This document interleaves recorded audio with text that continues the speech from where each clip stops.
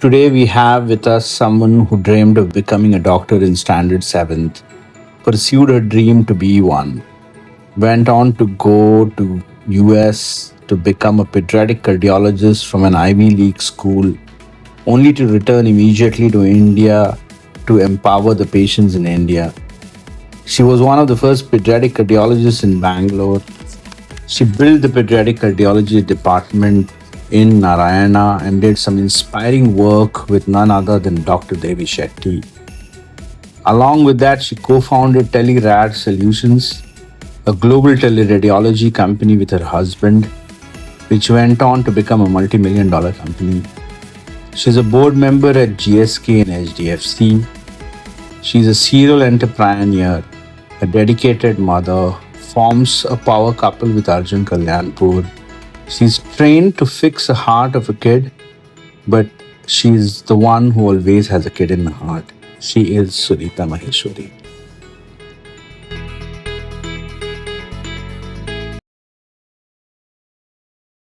Thank you so much, Dr. Maheshwari, for being on this podcast. And I have met you several occasions over a period of last many years in healthcare, and there was one occasion, in where one of my friend and colleagues said, and which I resonated very well, was that in healthcare there are two women who speak so well and are so influential. One is Sangeeta Reddy and another is Sunita Maheshwari. Arey wah. Right? And that's the kind of aura you bring into healthcare. So it's lovely to have you. And so what we will do today is really have a free flowing discussion about your journey, in general, your career journey as well as your personal journey. Definitely, there are a few areas I would like to cover for the audience, and one of them would be women in leadership, and does it really it's a different journey from others, right? And then we definitely want to understand about pediatric cardiology, your US education, and how was that applied here, and things around that. And then the teleradiology business and the entrepreneurial journey behind that. You are also a power couple, and how that dynamics in teleradiology and that entire business grew, right? And what's the future of that? These are some areas that we definitely want to cover. But let's start more from your personal journey. Is you became a doctor. Where did it start? What was it? Well, I guess just always empathetic. I used to volunteer at Mother Teresa's home when I was a kid in Hyderabad. So somewhere in 7th standard, I told my parents that I wanted to be a nurse. And my mother said, okay, if you're going to be a nurse, why don't you become the doctor? Because the doctor will tell the nurse what to do. So I said, okay, that seems to be logical. Okay, I'll become a doctor. And I stuck with it from 8th grade on. Always had but your that in my parents head. were not from this background. Nobody in the medical. My dad was a management consultant. Mom was a homemaker. So nobody in the family had ever, considered or been a doctor. My father comes from a very large family in Rajasthan, 10 brothers and sisters. I have some 70 cousins, and none of them were doctors. So All it was the businessmen? first. Not really. They came from a very small village called Gugra outside Ajmer. Not very well-off family. Oh, really? In Is fact, there anything not well off in Maheshwari? yeah, my dad, my grandfather ran a kirana store. Okay. And my chachas, some of them made soap at home. But then my father taught himself English and got himself a Fulbright to Wharton. So our family history kind of changed. Okay. So, yeah. Oh, so you stayed in US in your early. So right? my mother's American, so I was born in the US, but my father is very patriotic. So he came back to India in the 1960s to Hyderabad. So I grew up in Hyderabad, grew up in India. European. Very much made in India. Great. And so your interest in doctor started with that comment, and Yes. so and how did that journey begin? And you went on to Usmania, I think. And Yes. what made you go to US? And Why pediatric cardiology? Well, I started off actually at JIPMER in Pondicherry because the Usmania papers had leaked. So we didn't get our results. In the meantime, I had got into JIPMER, so I joined, went off to Pondi, and my father would call me every 2 days. You know, in those days, the hostel phone was there and you had to come down from your room. And he would call me and say, "How are you? Acha, if you get into Usmania, will you come back home?" So then the Usmania had, you know, the re-exam and all that. And I got in.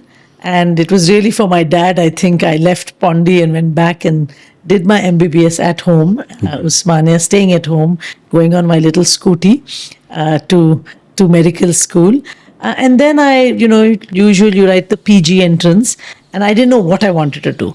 And in those days, it was you just had to tick as you took the exam subject. So I must have ticked random things because I got into obstetrics and gynecology at All India Institute in New Delhi.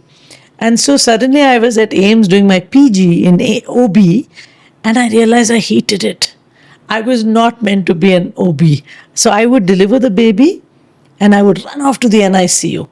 And they'd call me, ki doctor, episiotomy, you know, come and suture. I'm like, wait 1 minute, I'm checking on the baby. So that's when I realized my true love was pediatrics. And I think, really? I think sometimes in life, you know, you go down one path and you realize, I want to go down that path. And so then I switched. And you know how in India, again, to take the entrance and get a seat. So then I went to the US. So US was not by really Not by choice, not by as choice. such. Yeah. But you got into AIMS. Yeah, I was doing OB, then I left. I had some personal things going on. I wanted to leave India for a bit.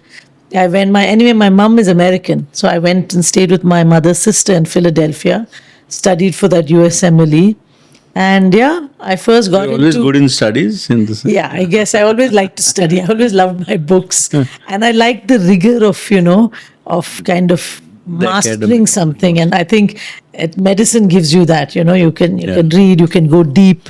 So that's it. I got into, and I was late because I went to the US a bit late. The match was over. So I went through that green book in America.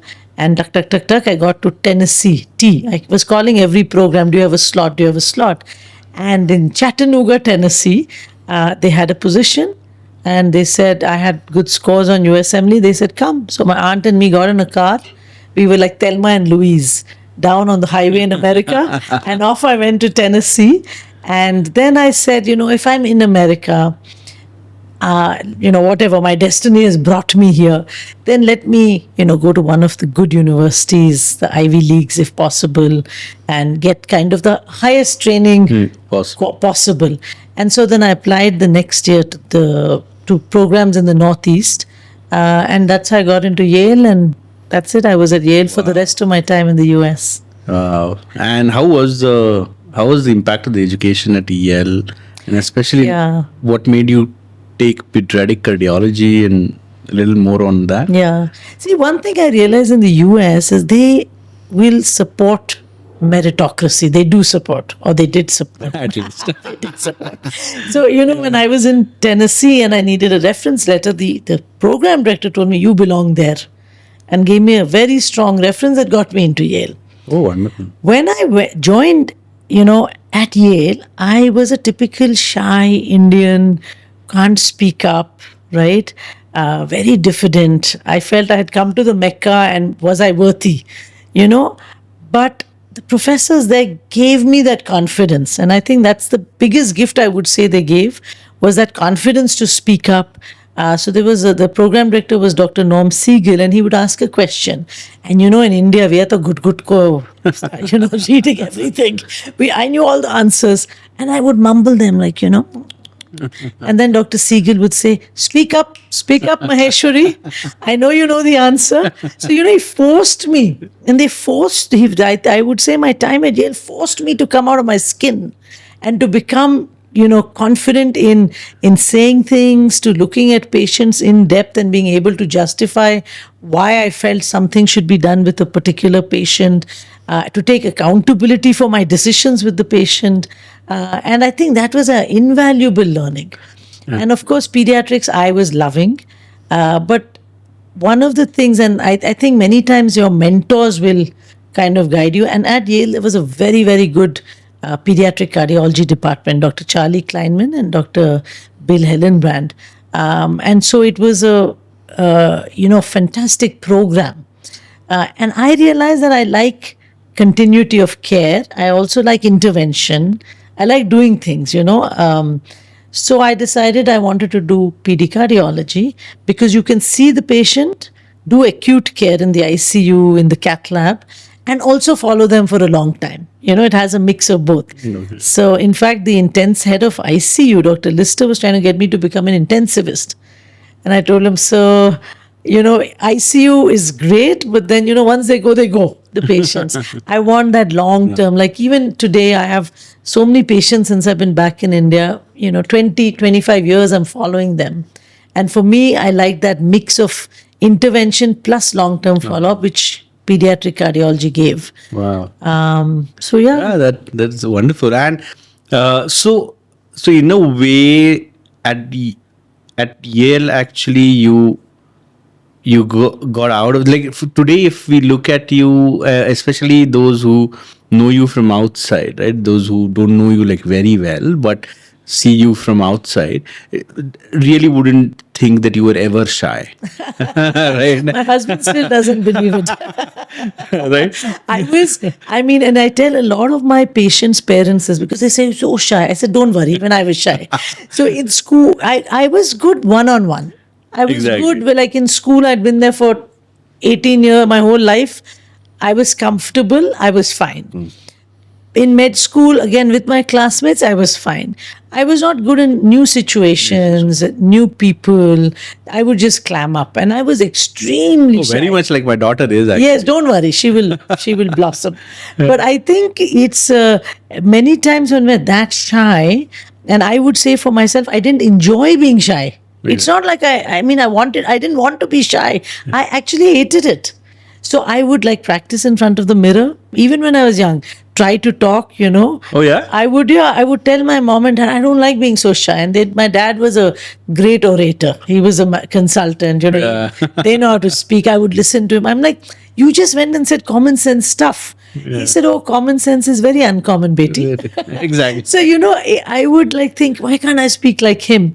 And it's so strange because today my daughter tells me, I want to speak like you. And I tell her, don't worry, you will. You will. And I think just putting ourselves in that situation where we are really uncomfortable, but of course in a nurturing environment, I think that's quite important. I think that's what Yale gave me. A nurturing environment to come out of my skin. And Because the professor had the confidence in you. Yes. And I think we all need that in life. Exactly. And if we don't get it, it's okay. We got to kind of nurture ourselves and You'll find ways. find ways. Yes. Oh, lovely. Because you today speak so well in even public speaking. So that's great. And so now coming to pediatric cardiology, right? Why does the world need a pediatric cardiologist? What's the difference between a cardiologist and a pediatric cardiologist? To an extent, I know. Yeah. Probably for the audience as well. So. See, if you look at kids, for longest time, they were considered mini adults. Like a child is just a miniature version of an adult. But hello, they are not. I mean, they're very, very different. They're still growing. Their diseases are different, right?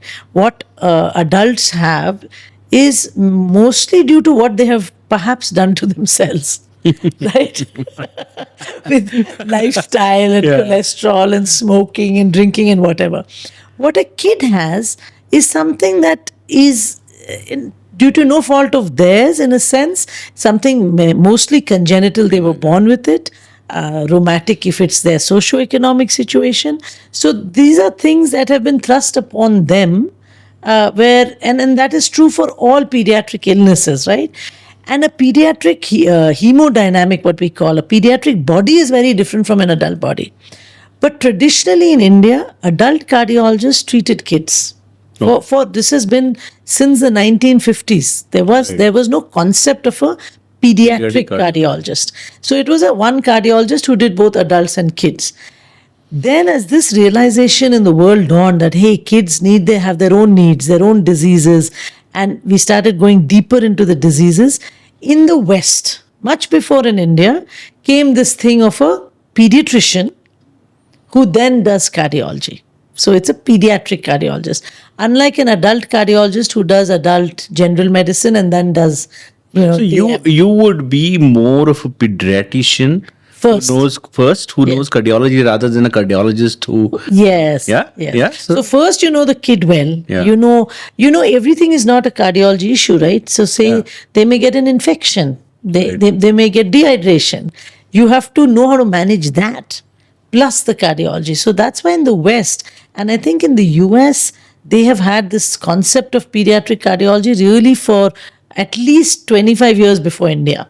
Where the pediatricians got trained. That's why Dr. Kleinman, they were all pediatric cardiologists. There was no question of adults doing it.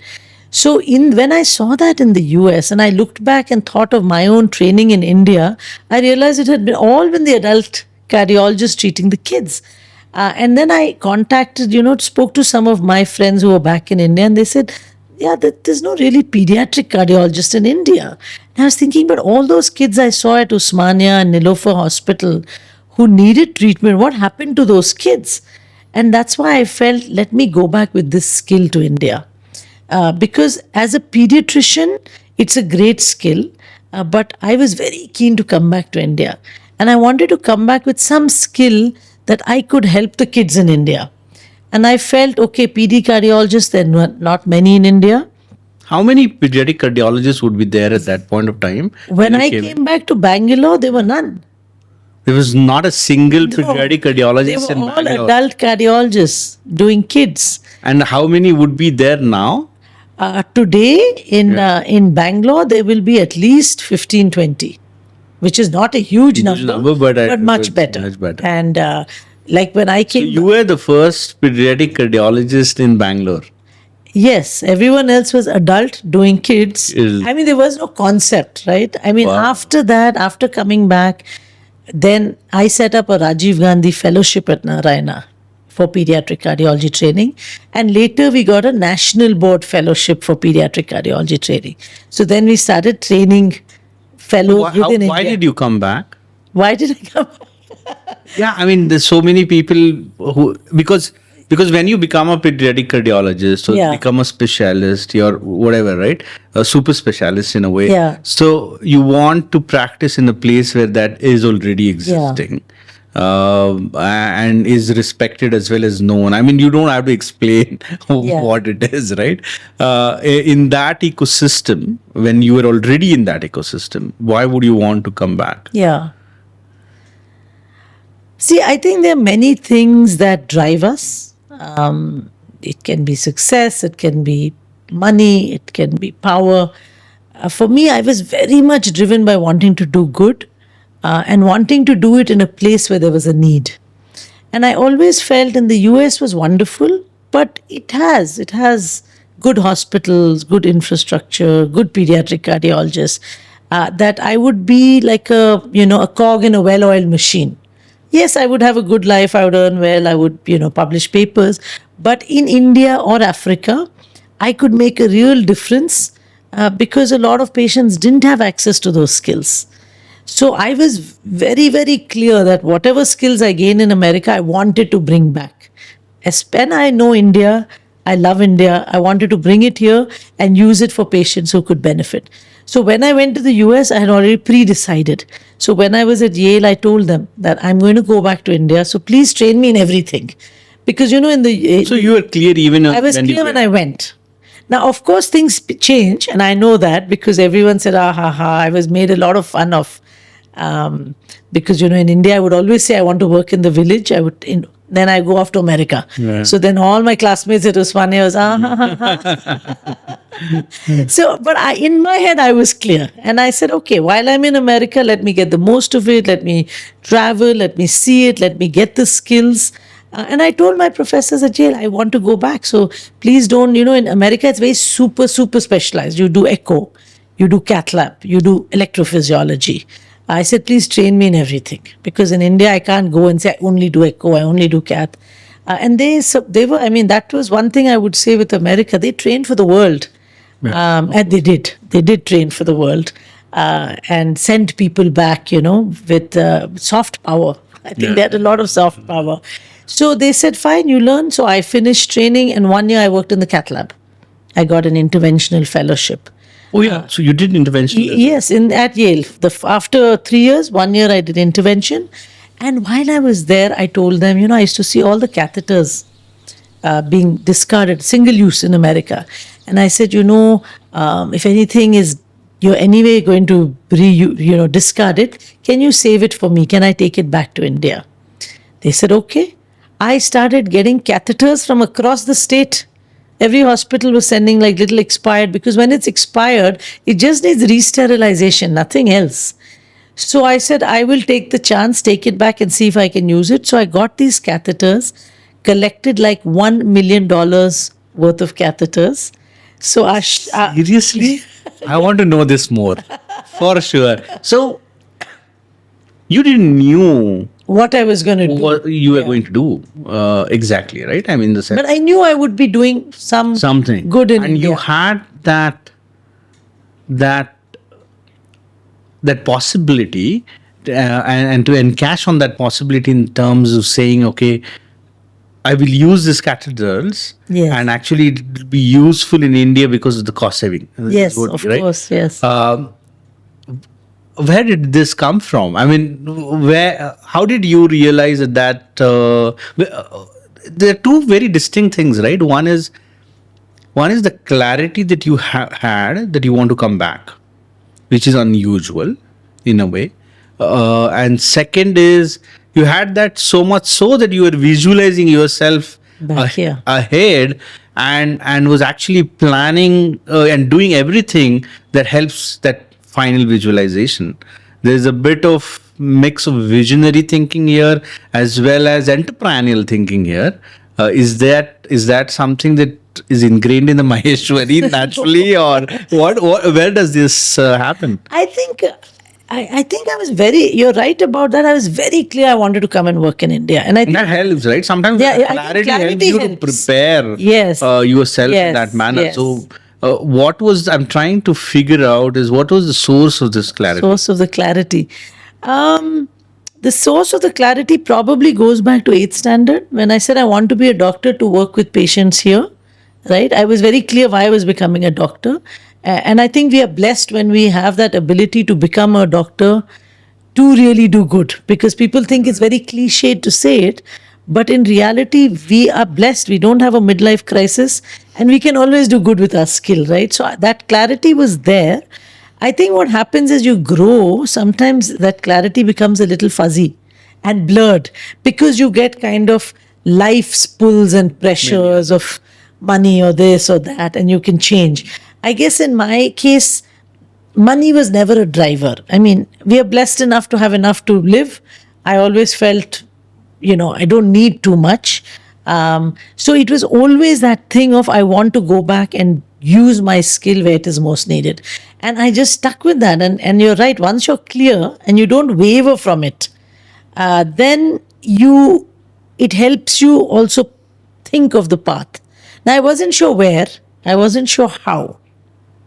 Yeah. But in a way, you're saying, and I'm still stuck there because it's amazing, is in a way you are saying your emotional connection with that 8-year-old first impression of being a doctor remains so strong within you that other things didn't change that much. In a way, that's what you're saying, right?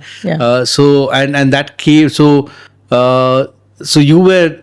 you were intrinsically motivated, and that journey started at that time. And I held on to it. And you really held on to it, right? You really, and maybe it's personality, maybe it's genetics, because I feel it's the same today in anything I do.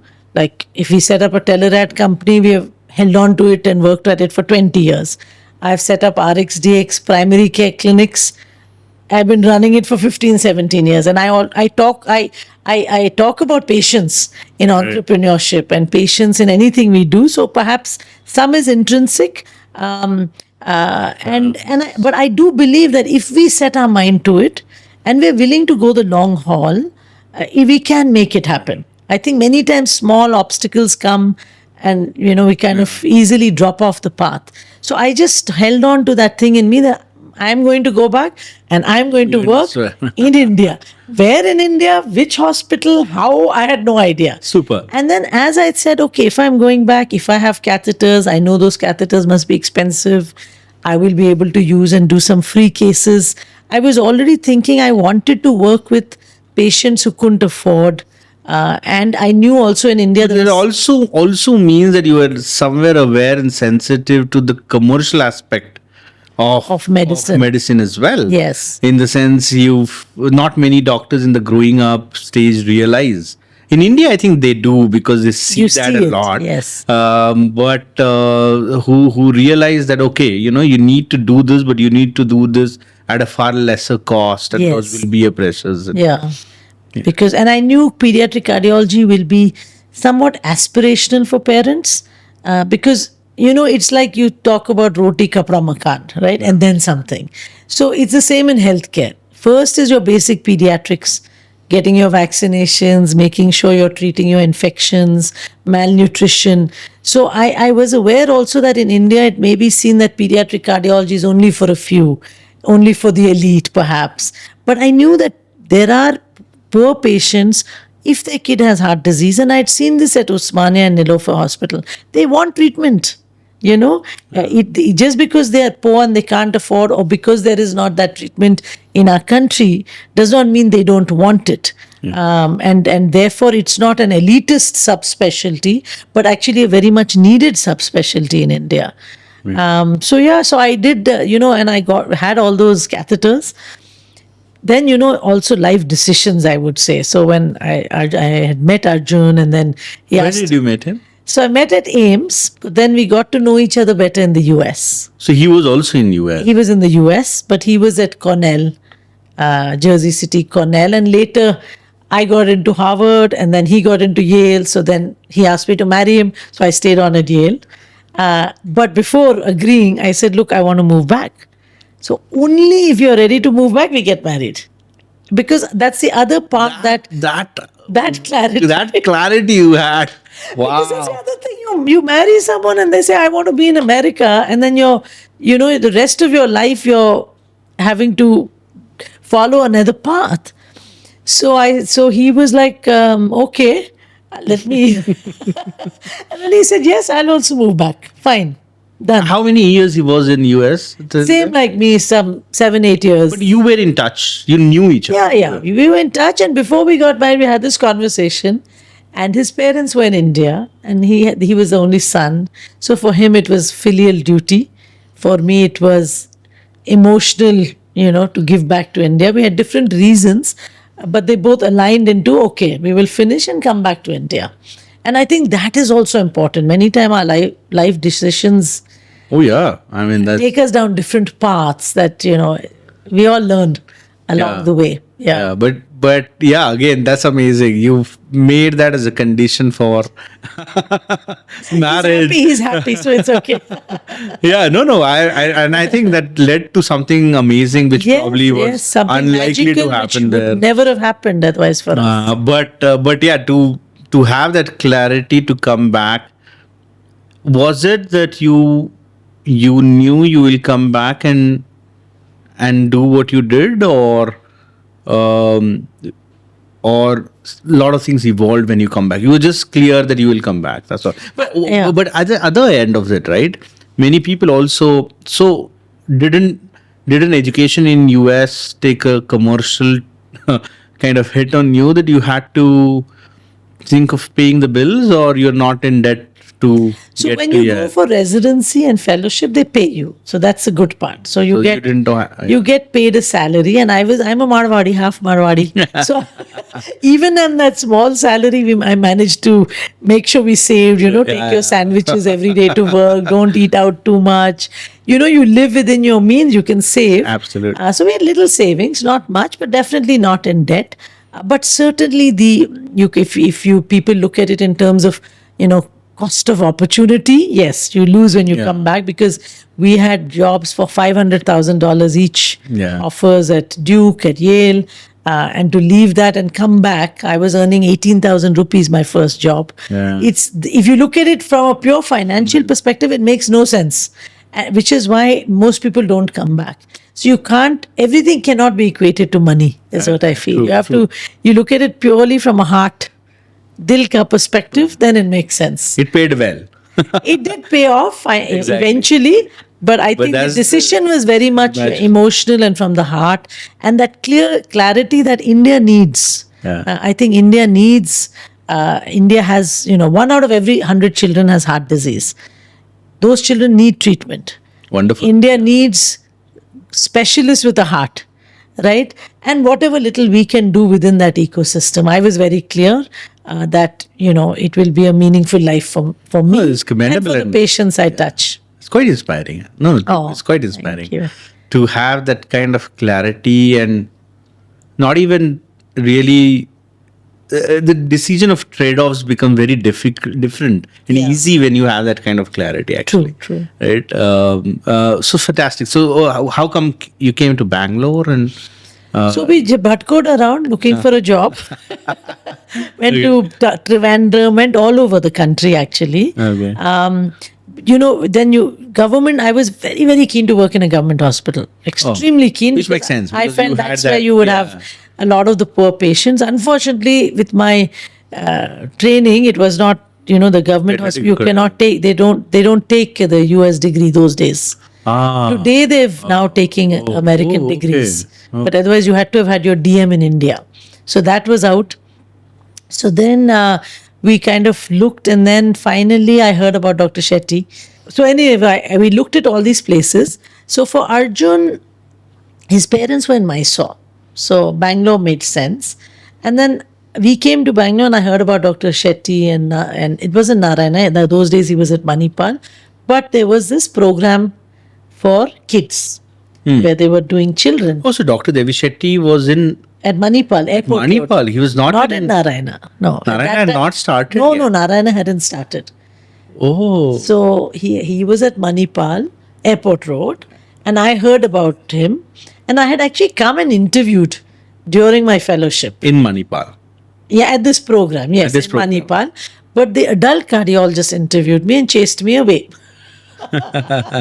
Because again there was no concept of pediatric, and they were like, we are doing it, we don't need And you. Dr. Devi Shetty was the cardiology head for He was Manipal. a cardiac surgery head and the overall head of the cardiac division. Division. But that time I had not met him. I had come and met Well, the yeah. cardiology department. They chased me off. I had gone back. Then because we looked around during fellowship and we didn't really find anything. Nobody offers you anything when you're in America. One, they don't think you'll come back. So they all said, you come back, Then we would. then we will talk. So this is standard. You come back, then we'll talk. So we came back. Gori bistar, put in the container, no job. Both of you. Both of us put. And what was Arjun's idea when he was coming back? He thought he would be doing. So he's a radiologist. He thought he'll get a job at a local hospital. So we just decided, take care, we will come back. And we will get fair some as a job. radiologist would get a Yeah. good job in. Yeah. Surprisingly not. Anyway, that's another story, but that's what he Oh, thought. is it? And that's what I thought. I said, I'll be lapped up, he'll be lapped up, we'll get jobs. And we will work in India. It was a very Actually, simple yeah. thesis.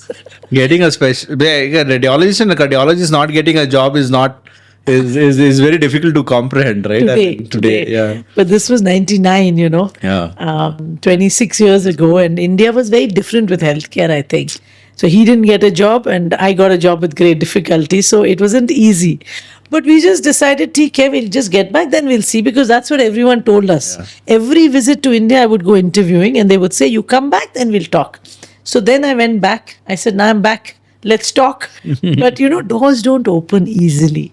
One is because there's a little bit of that feeling of, we have been here in the Indian system. Who are these guys thinking they're hot shots from America?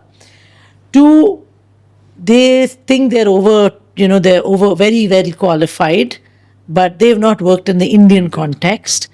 So for many reasons, the doors stay closed when you come back from the US. And we didn't know that. Yeah. I don't think I was aware how difficult it would be. So we got back, and Arjun couldn't get a job for almost 3 years. Don't That tell is how me. we set up and became entrepreneurs. Are you kidding me? Really? That's another story. He could not. Nobody. Everyone said you're overqualified. Every department said you're overqualified. What's the problem? I mean, even if it's overqualified to give a job Because at also, I think there were not that many hospitals in those days in Bangalore. But we were Wow. here. He every door was shut for him. He didn't. He couldn't get in.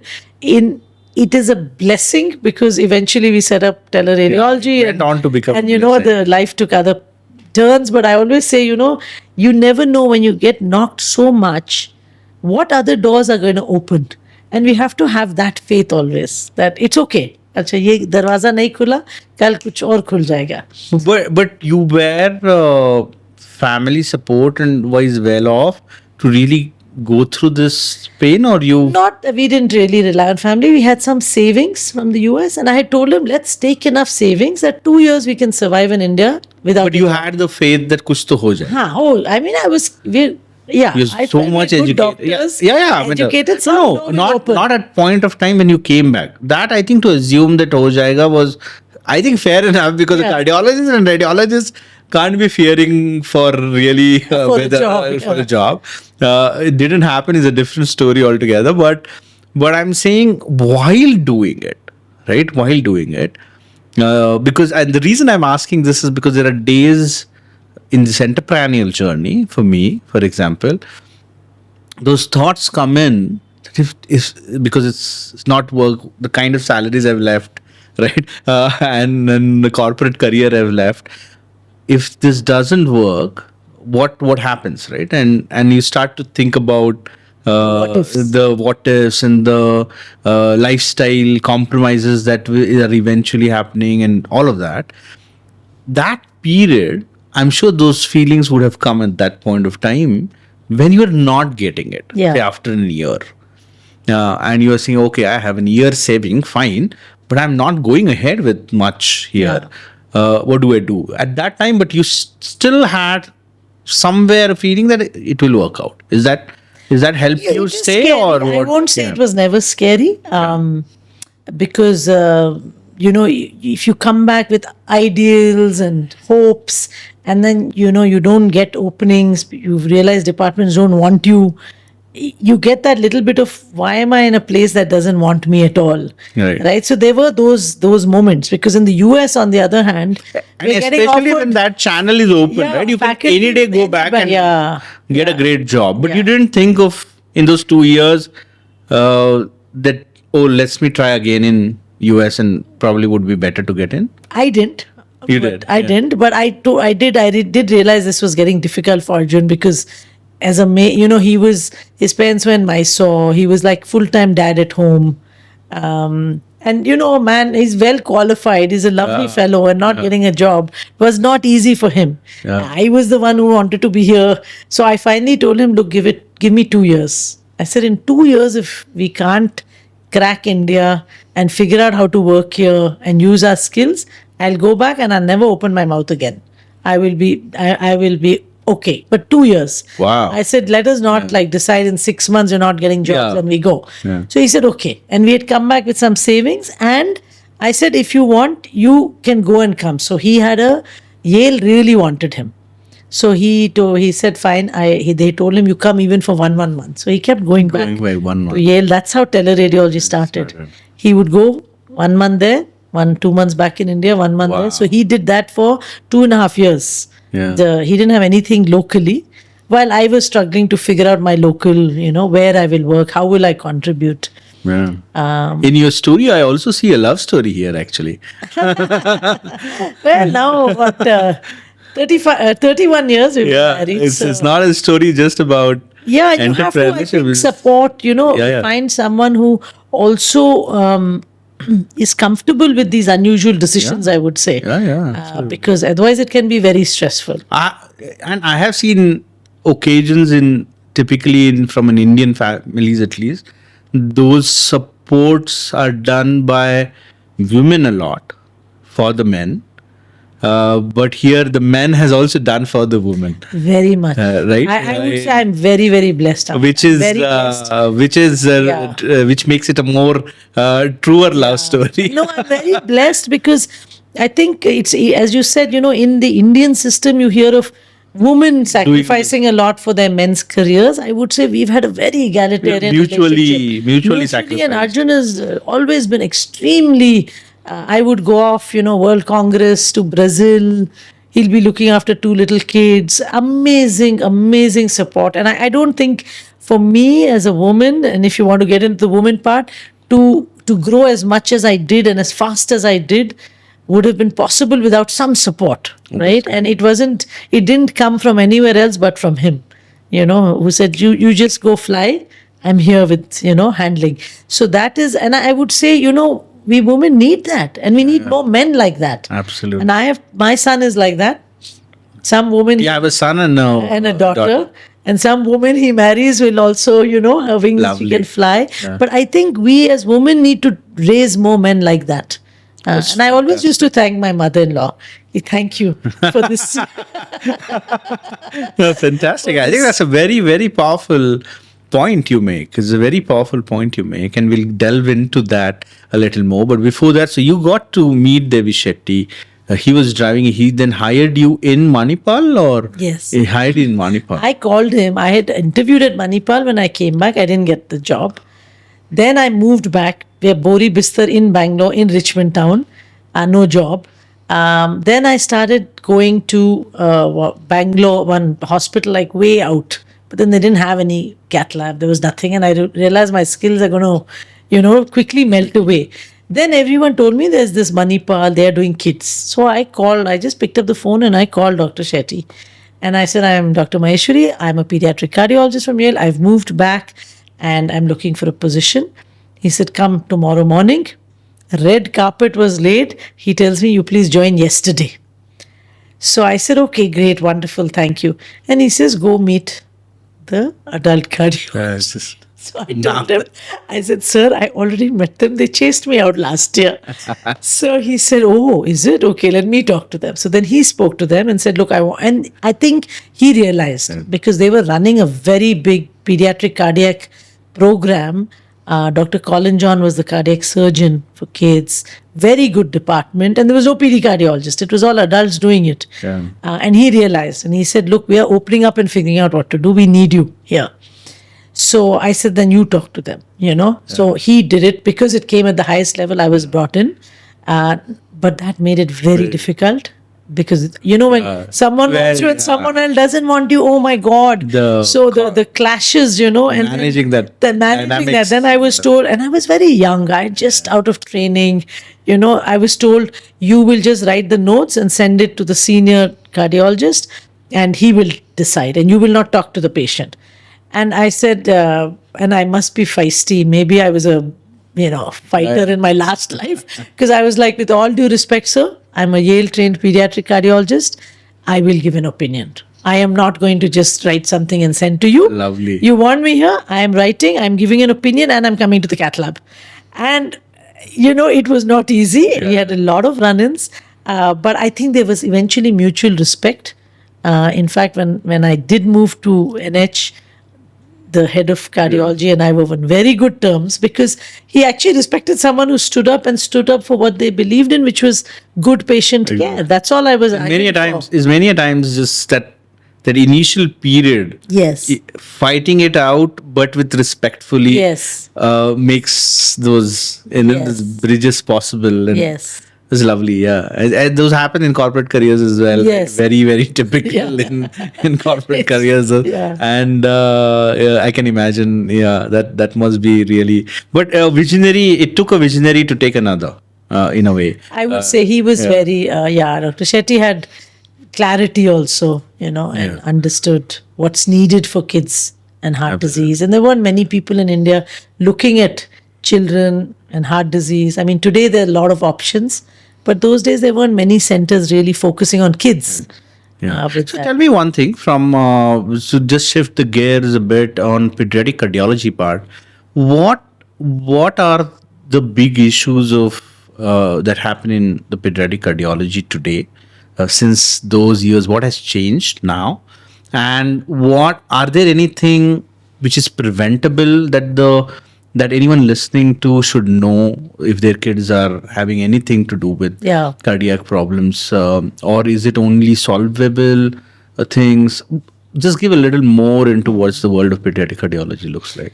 Yeah, see, 1 out of 100 children have some heart disease. I mean, that's a statistic, 1%. Now, some will be, most are things that can be managed with medicine or time.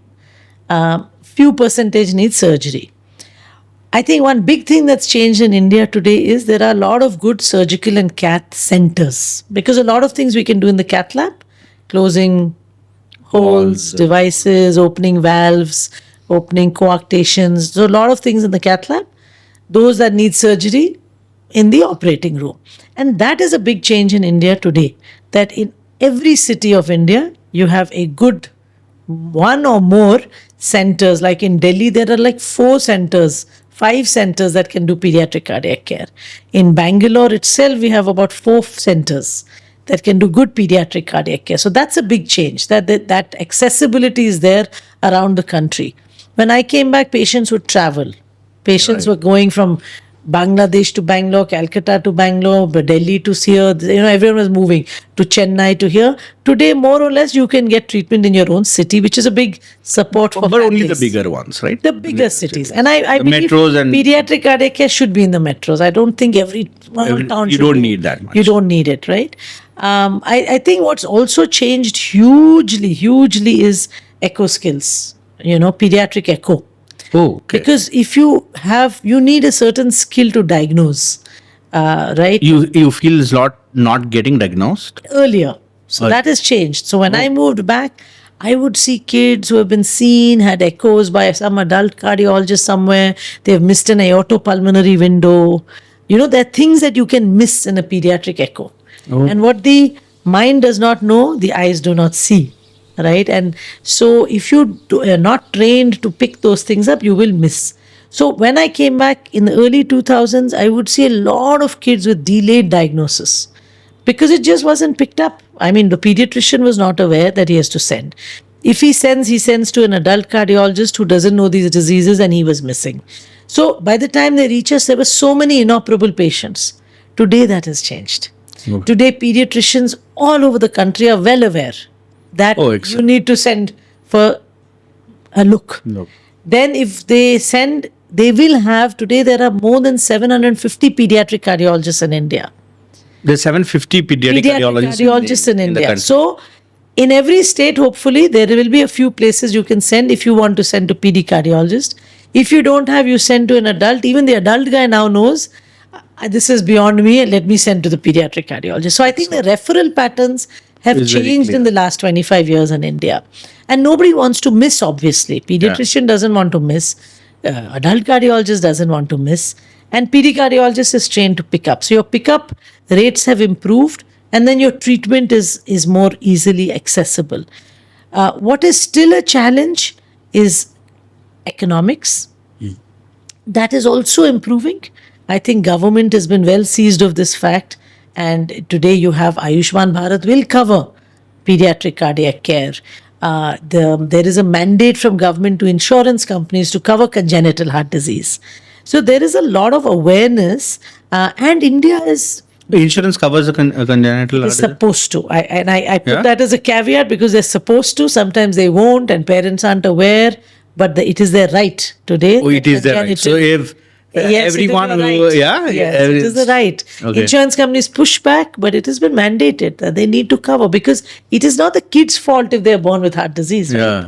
And it's not like, so congenital heart disease being covered at birth. But is the insurance is, if the parents have taken the insurance for... Yes, if they've taken the insurance, then it should cover them right at birth. To cover. Yes. So there's one point I think is the takeaway for everyone who's listening to this. Yes, and sometimes you have to still fight for it. So but at least knowing that they will fight for it, right? Yes, you can fight for it. And you should look for that in your insurance policy, that, congenital things are covered. And I'm the current president of the Pediatric Cardiac Society of India. And this is one of the last few years we've been trying to push is this point, that congenital heart should be covered. So I think there's that change, that there is insurance for many patients today compared to 25 years ago. So diagnosis has improved. Treatment options are many more. And there is insurance cover for those who've been able to figure out how to access the system. So I think the other thing in terms of expertise is in pediatrics, we now can handle babies with heart disease. And that was a challenge. We didn't have enough ICU doctors, people who could handle small babies, 2-kilo babies, right? Because if you can't treat them then, they may not reach 10 kilos. And that has also changed. So, for instance, in the Pediatric Cardiac Society, we run a pediatric cardiac ICU training. I have been running a e-teaching in pediatric cardiology since 2010 now, online. So the amount of training that is going on also is I would say today, the pediatric cardiologists don't need to go to America to get trained. That's wonderful. You can get trained right here in India, come out with good skills to diagnose, to do cath lab procedures, and the kind of volume you can do in India, you're not going to get if you go to the US. Yeah. So we are going to have reverse training where you have the Americans coming here to train because we have More, 1.4 billion people, and we give birth to we give birth to Australia every year. Exactly. So I think the training that today in India, and I would say I feel I played a small part to it, helping set up the first training programs when I was at NH, because that's one thing I saw in the US, that they trained the next gen. In India, we always feel if we train somebody, they'll take our job away, right? Today, we better worry more about AI than some other human being taking our job away. So I think that was very prevalent when I moved back, that why are you training? If you train, they'll take your job. I said, we have 1.3 billion people and growing. There's so many kids. You need one doctor. Me as a doctor, I can see, 30 patients a day. I mean, how many can I see? I can't see 300, right? So if you've got 1% of kids being born, which you have about 2 lakh kids needing, to be looked at each day, how are you going to have a limited number of pediatric cardiologists? So even if you train, they will go out, they will work somewhere. There's enough work for everybody. So from the beginning, that was the one thing I had to fight within my own community, was why are you training so many people? But I think today everyone realizes the benefits of it. We need more and more of them trained. And as they get trained, if they are training the next gen, you have a transition plan, succession planning, as you guys do in entrepreneurship. I can't be in the cath lab at 70, 80 all the time. You need the next generations doing this who have the energy. And I think that is there's a very good system today. The Pediatric Cardiac Society of India has like over 1,000 members. Not huge numbers still. I mean, only 1,000, which includes cardiac surgeons, cardiologists, intensivists, and anesthetists. But take care, you have 1,000 people interested in children's heart disease in India, which is a force. The next gen. So that is a big change today, that you have many, many more people out there. No, I'm so glad you looked at the numbers in this way, like what we look at from a management perspective, because I think you have that kind of, because that's so important to have an objective understanding and not have such unreasonable fears that my job would go for specialists in this country with 1.4 billion people. As you rightly said, they shouldn't fear their job will go. This is not going to go anywhere because the need is so much. The need is so much. And perhaps you have to go to where the need is. Because I worked with a lot of radiology and radiologist AI and all of that, I used to give this example to many people when they used to say that, especially radiologists are and were scared a lot about AI. But I said, you know what?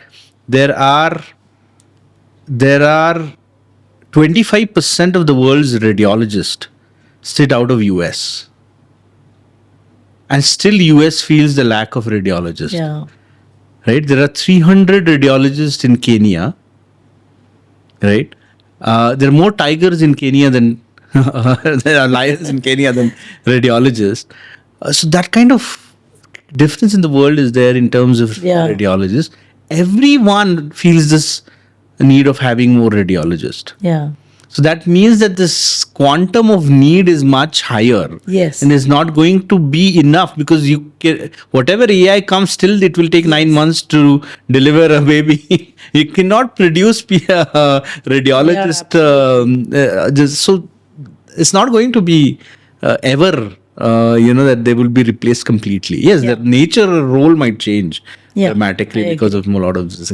But great. But coming to, so in a way, it's very heartening to hear that you're saying in a way that in pediatric cardiology world, there are not now like major gaps at the delivery world from India perspective, right? But if you are poor, yes, right, and do not have that kind of money or access and stuff, where do you go in India currently? Where should they go? Yeah.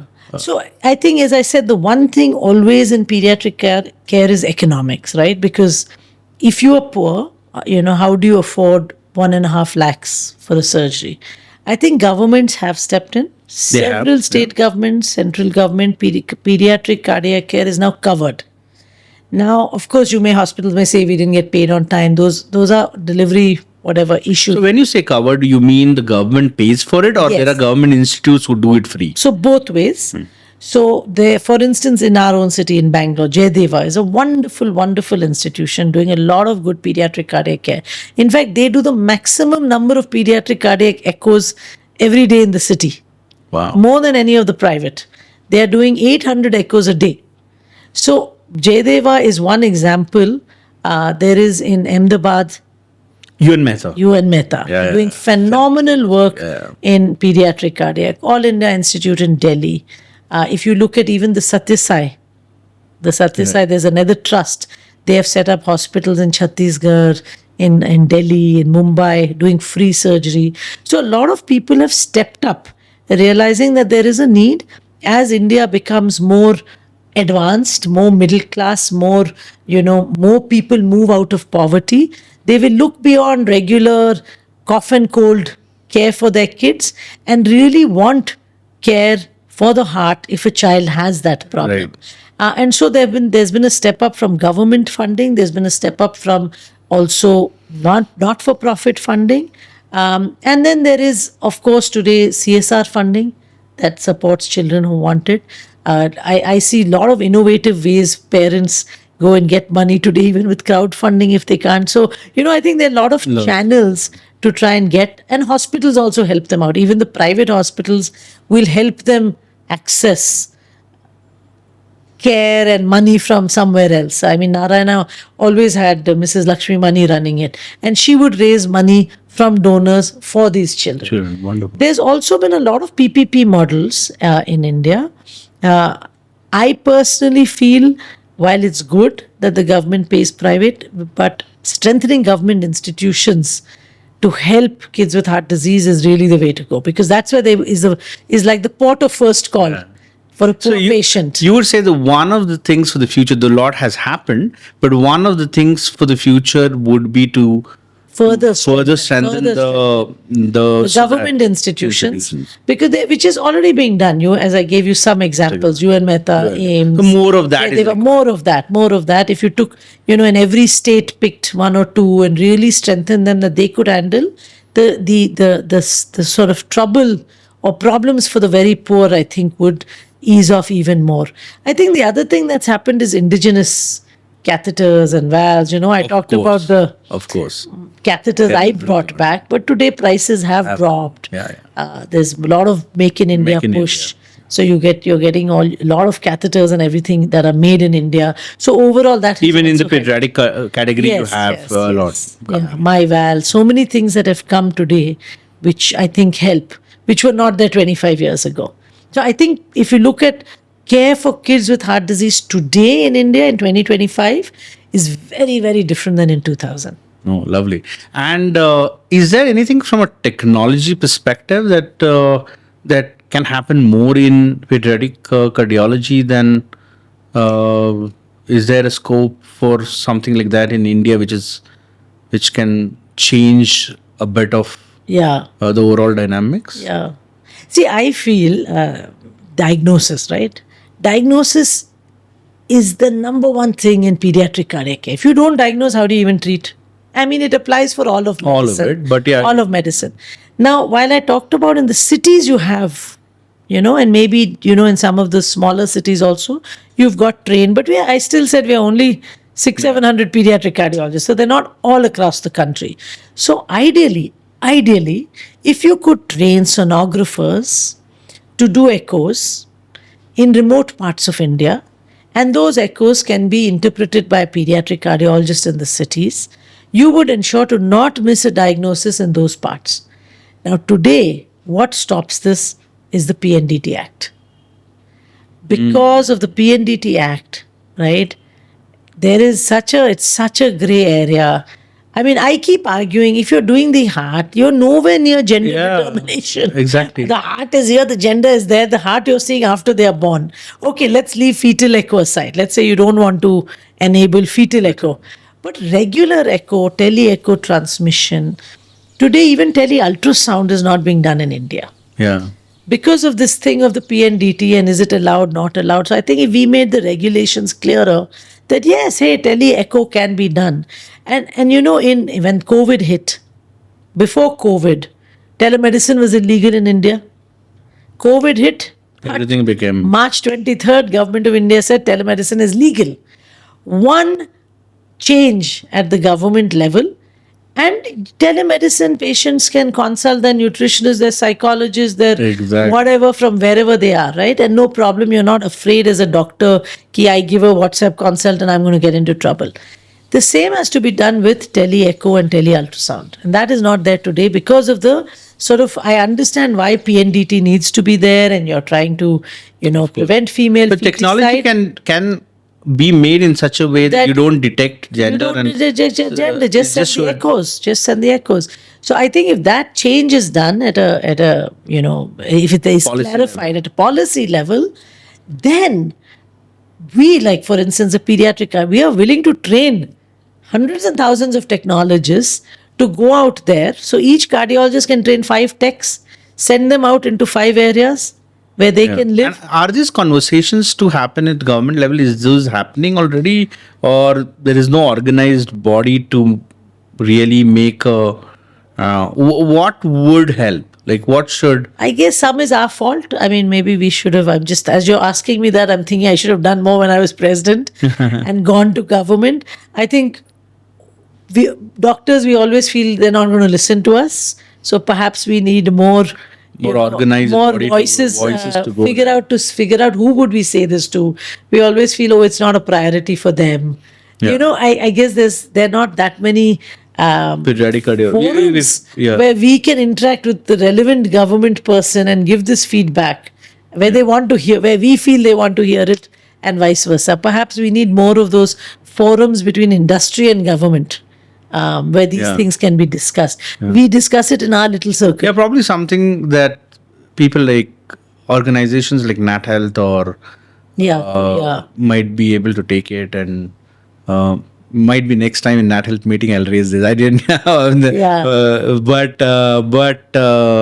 But yeah, there is a scope, coming from this conversation that might be this policy level changes. Of course, I think the PNDT is such a bigger thing, right? It's not just about pediatric cardiology. Yes. This has been an issue everywhere. That PNDT is a obstacle for many things that can happen. At the same time, it is important to preserve its integrity and why it is there. But I think a more detailed understanding and a nuanced approach can solve both the problems. Exactly. I don't think it's either this or that.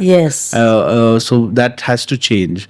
But yeah, great. But yeah, shifting gears again from pediatric cardiology, it's very actually heartening to see that pediatric cardiology is not, is really evolved, and today there can be hope in the heart of the hope kids, in the heart of the kids and their parents, their parents, that they don't need to lose the hope. They can get money as well as care in the country, which is fantastic actually.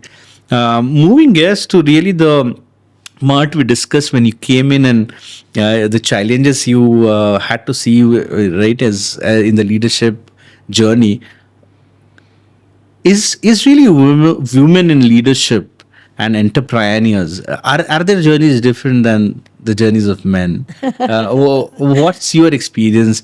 There's a very famous Harvard study which said, that they get less funding, they get less access to funding, as well as the journeys are different for. But in your personal experience, right, it might not be true for everyone. What is your journey, and do you ever see that because of your gender, certain things happened and certain things didn't happen, and you had to overcome them? Yeah, that's an interesting question. Well, I don't know if it's from, perhaps it's because of gender. I mean, I can start at the beginning. For instance, when I told you I was at Manipal, and then Dr. Shetty was opening Narayana. So he asked me, will you come to Narayana? By this time, I'd become little street smart. I'd been in India 1.5 years. So I said, I'll come, but I'm not going to report to adult cardiology. Yeah. I will come if I can run my own pediatric cardiology. So he said, okay. So there, it was nothing to do with gender, it was to do with competence and me putting forward my line in the sand. I did not negotiate salary. I assumed it will be fair, it will be commensurate with my experience, and that I don't have to ask. So I joined Narayana. They offered me 40,000 a month. I joined. I was happy. I found so I was head of pediatrics. This was in Manipal. No, when we moved to Narayana. Right. So the head of PD cardiology, the head of pediatric cardiac ICU was a male, dear friend of mine. He'll laugh if he sees this. He was earning 3 times as me. So when I found out, I was annoyed, So I was like, How is that? So then I'm thinking, is this a gender thing?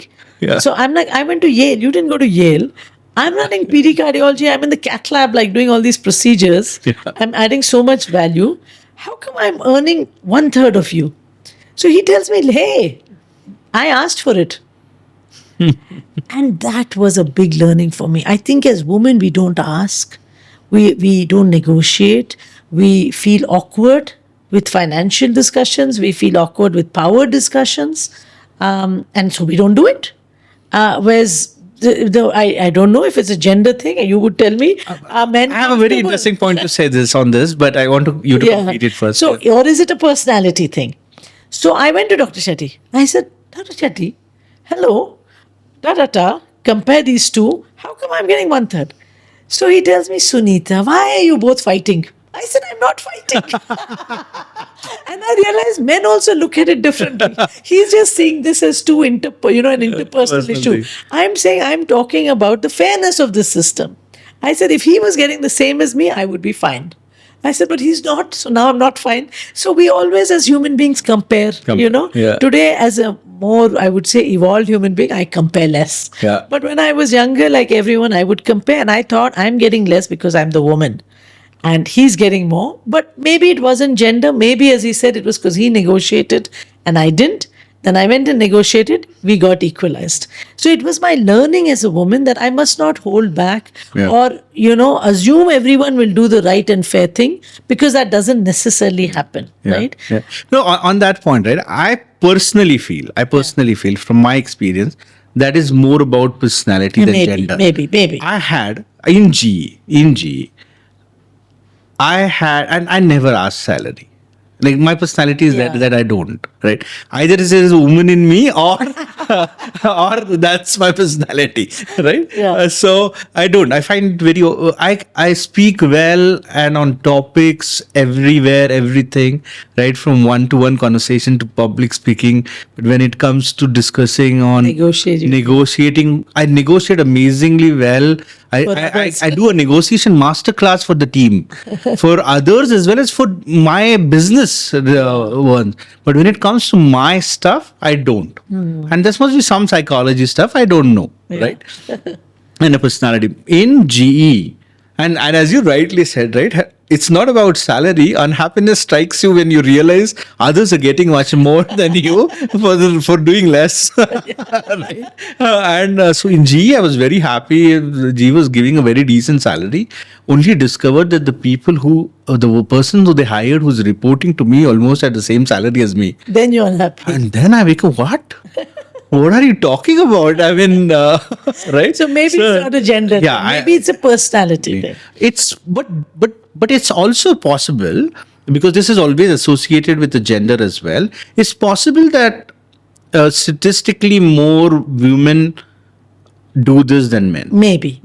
Yes, possible. I would agree with that. That because might be. I have seen that. And that's why I said there might be a woman in me, but Yeah. but statistically, probably more women would do that. find awkward to. That's quite possible. Yeah, that's to quite negotiate possible. their worth. negotiate Because their they don't put themselves out there. Yeah. Then I'll tell you, there is definitely a difference if you with child rearing for men and women. That I will say. Yeah, because I was in a sure. completely, even at NH, it was all the men were adult. The adult cardiology was all men. And then I was the speedy cardiologist who was a woman. And I had young kids. I mean, very young kids. And even at Manipal, the rounds used to go on. I mean, firstly, the work finished by 5. But then, the men are having coffee and reading Times of India and smoking, and then starting second rounds at 7 o'clock. And that would go on till 9. And I have like a 1-year-old and a 4-year-old at home. So finally, I told at Manipal, I told my boss, I cannot do this. I will finish my rounds. I will give handover to the night duty, and I'm leaving because I have young kids. And he was so shocked, but he said, okay. Yeah. So again, that learning that you just say what you want.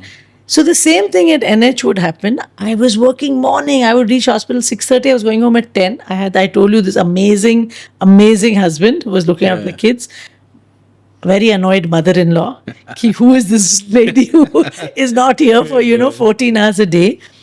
And my daughter turned 7, and she tells me one day, why are the children at the hospital more important than me? Oops.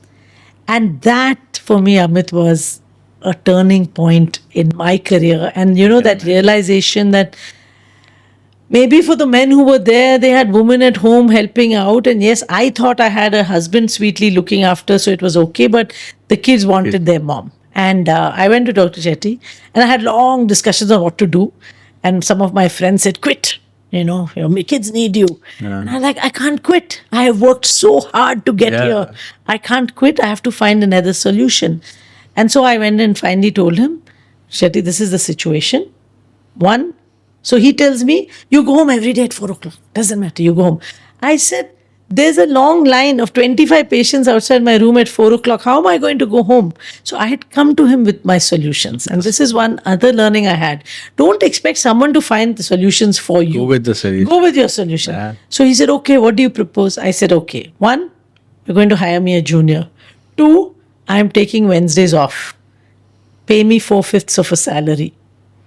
And let's start with this, and we'll reevaluate and come back. So same thing you do in corporate life, right? Yeah. By this time I had been in India, I had learned to speak. I was using all my negotiating skills. He says, fine. So we hired someone else. I started taking 1 day off a week. 1 day, that was it. And that 1 day made such a difference to my kids. They used to say on Tuesdays, we know you're home tomorrow. So, and that 1 day I would pick them up, drop them at the school bus, be a mom. And my equation changed with the kids. Yeah. And I felt I had some semblance of balance. Now the men started making fun of me. Oh, tomorrow's your vacation. Oh, every Tuesday, 5 o'clock, I will hear the same thing from the adult men. Oh, vacation tomorrow. So I said, no. 1 second. I said, I have taken a pay cut. So I'm not getting paid for tomorrow. I am earning 4/5 of a salary. I had to specify. I said, you want to take Wednesday off? You can also take 4/5 of a salary. I realized as a woman, I had to be fair. Yeah. I could not go and ask for a day off and want the same salary. In my first example I gave you, I was saying I'm doing the same. This is fantastic. This is amazing. Yeah, it's those realizations of fairness. If I was doing the same work as the head of ICU, I want to be paid the same. If I want to take a day off because as a woman, it could be a man taking a day off, it doesn't matter.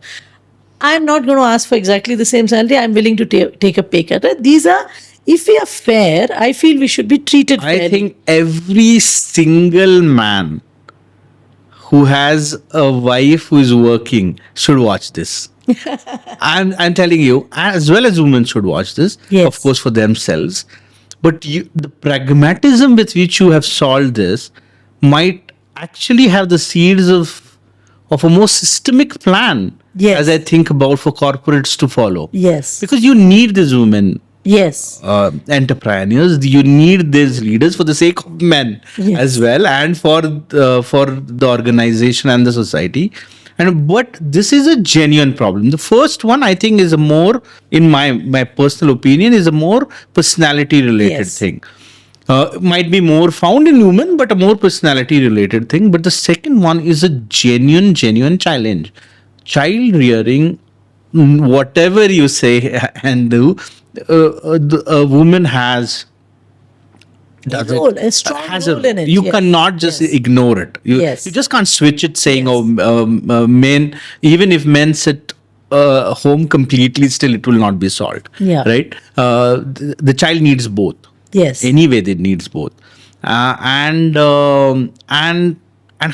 creating an ecosystem which allows this Yes. to prosper in a normal fashion is a need for the corporates and the institutions to kind of take a note. And how do we have an environment which adapts to this diversity, right? And Yeah. you might have given one of the potential solution is to just have a customized holiday plan or a customized free time plan with a mature talking about what it means as a trade-off. Yeah. And do that, right? And rather than compromising in positions and promotions, they can compromise some of the salary for not having it. Yes, absolutely. Which is far better way of rather than stopping those journeys. Yes. Midpoint. Yeah, right? and I think the US does a lot of that with part time. Yeah. You know, that concept of part time. India, we are like full time or nothing.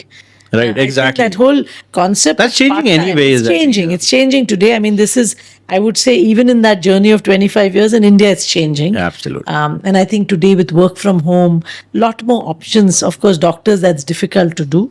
But I've seen a lot of women doctors choose this kind of part-time model where they say, I'll work 6 hours a day or 8 hours. And, 8 hours for a doctor is very little. A lot of doctors are working 13, 14 hours. So if you say, I'll work 8 hours or 7 hours, then you can still have balance, Yeah. with family life as well as, your work. So there are those, because maybe men ought to. I mean, I'm not saying men shouldn't take a day off and be with their kids. It would be wonderful. But perhaps traditionally in India, they have Expectations The expectation is not there. are different from Are different. kind There's of- not that expectation of men Yeah. as there is of a woman. Right. And her No, kids. this is wonderful. And so, as an entrepreneurial journey, how was it doing this whole power couple entrepreneurial journey as well as women in the journey and the teleradiology business part? If you can Yeah.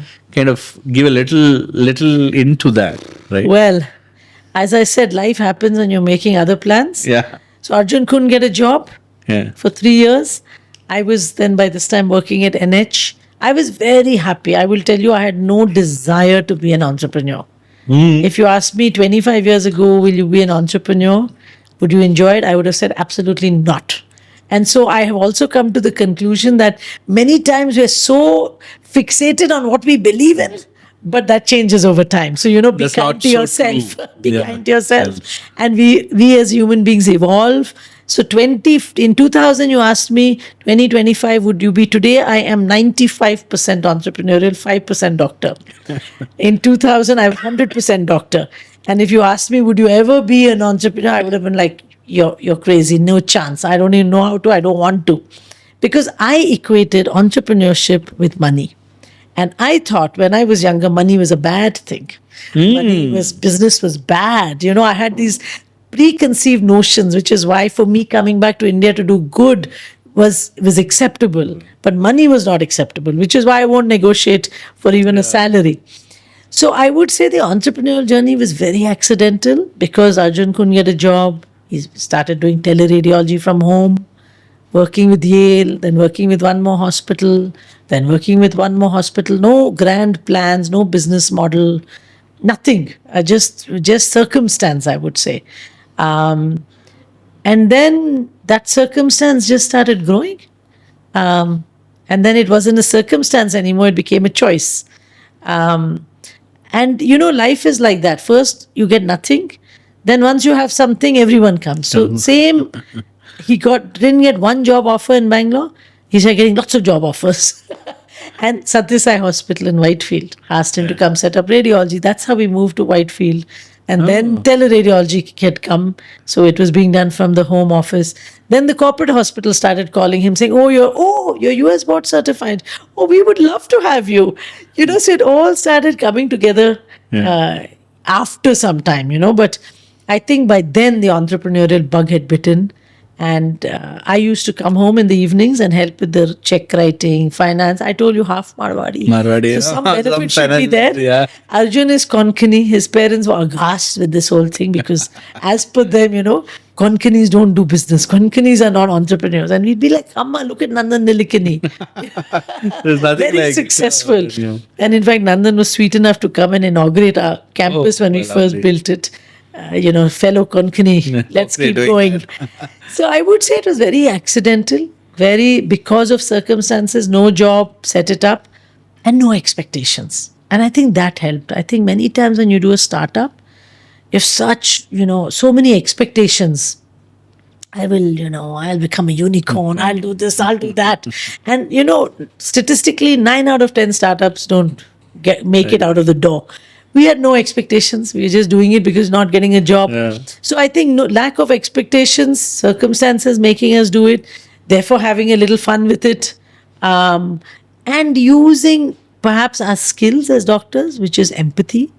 And I think empathy in entrepreneurship is not discussed enough, but I personally feel that is what helped us grow. Because, we treated people right, so they didn't leave. Our attrition, corporates measure attrition. Our attrition was virtually zero. So many things we did was related perhaps to personality, related to not knowing how you're supposed to run a business. So running it we have never taken a loan in our life.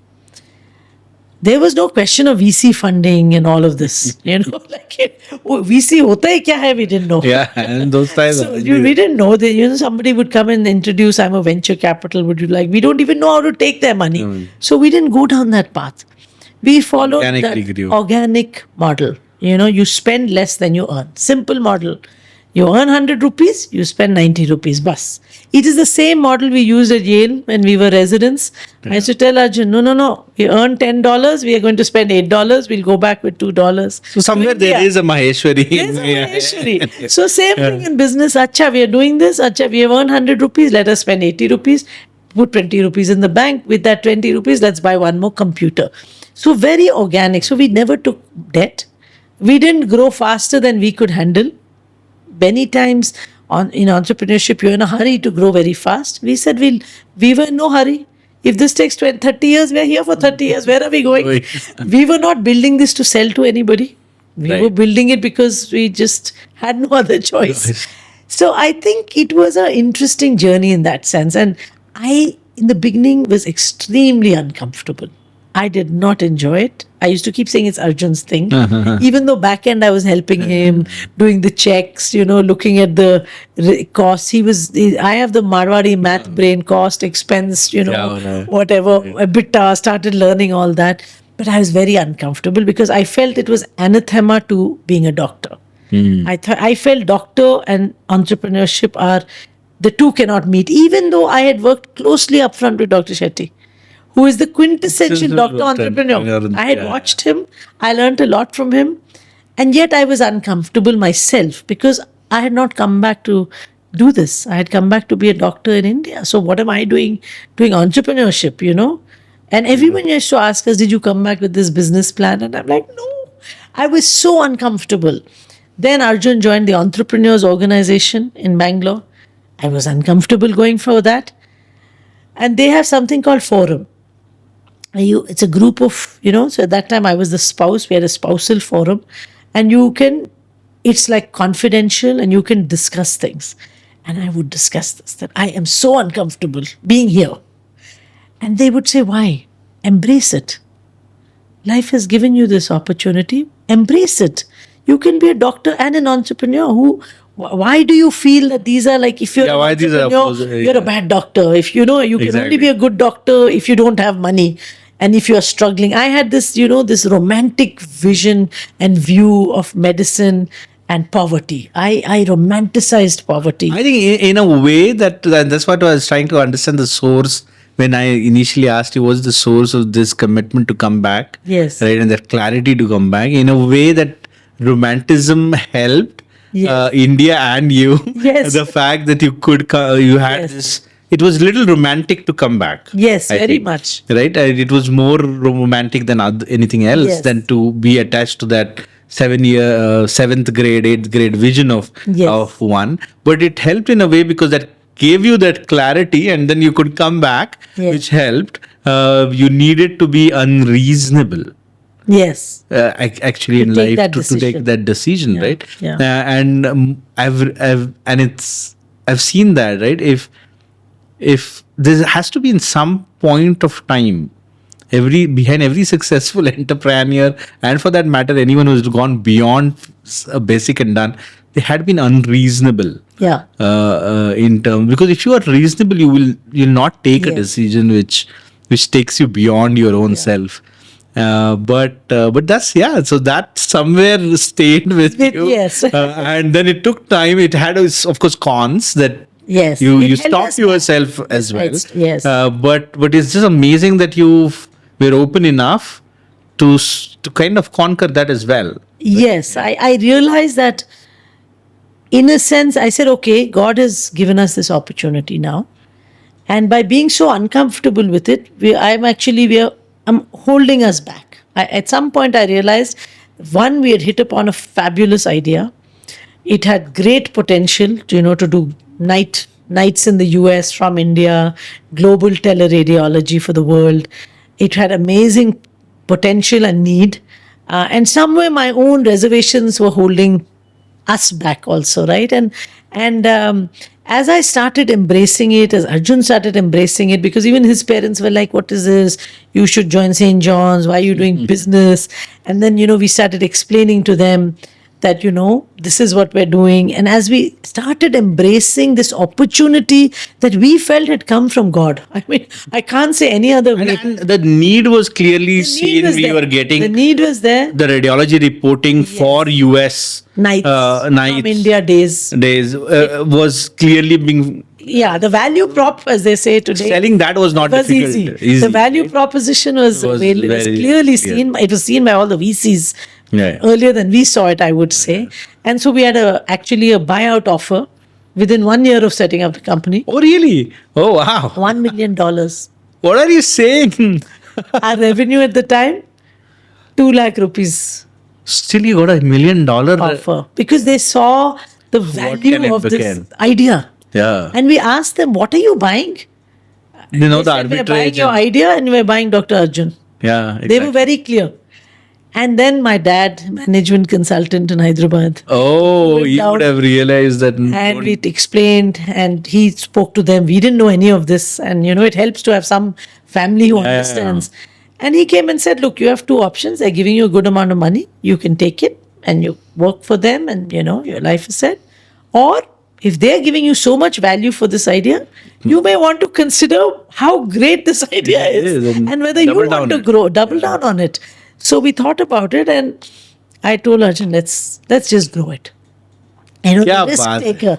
Kya baat hai. And he was like, but what if it doesn't work? This is now the Marwadi and the country. And $1 million is not a joke. Not a joke when you're earning ऐसा नहीं है nothing. कि it's like, When you're earning nothing. हाँ, मतलब 2 लाख कमा रहे हो, 2 करोड़ दिया तो भी बहुत है, but it's $1 million, which is Huge amount. Huge amount. He had no job, and I was earning, I told you, small amounts.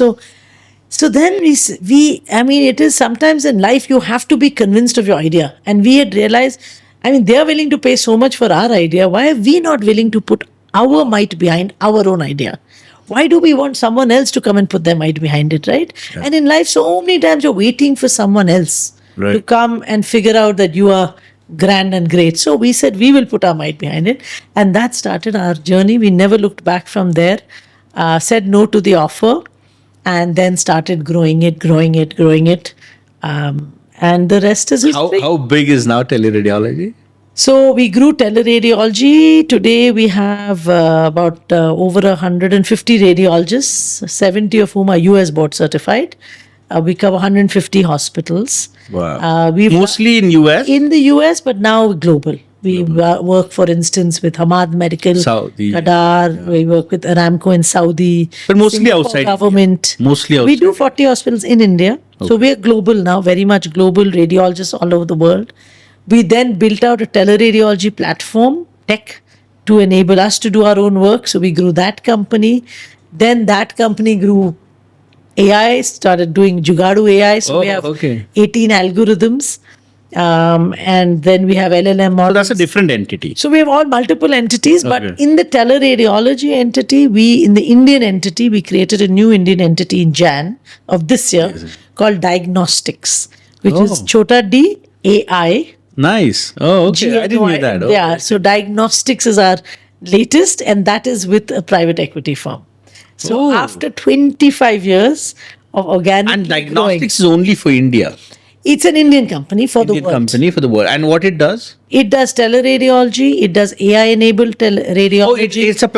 Everything has come together under the diagnostics. Radiology. Okay. Yes, Okay. it's a AI plus radiology. Okay. Because earlier our teleradiology is only doing services. It's like Alphabet, Google kind of. Yeah. structure. So this one has now merged the AI for the world.